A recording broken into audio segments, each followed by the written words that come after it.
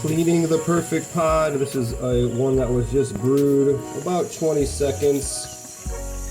Takes about, kind of shake it around, toss it against your trash can.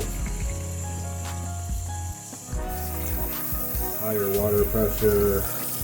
And yeah, it's almost done. So yeah, about under 20 seconds you can get it done. Grinding the beans, you could have a coffee house do it. Just make sure they grind it on the proper pod setting.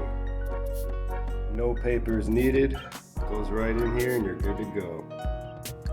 Yes, it does work and fit precisely into the 2.0 Keurig. There's a little arrow there. And that's the way it actually goes in. One more time.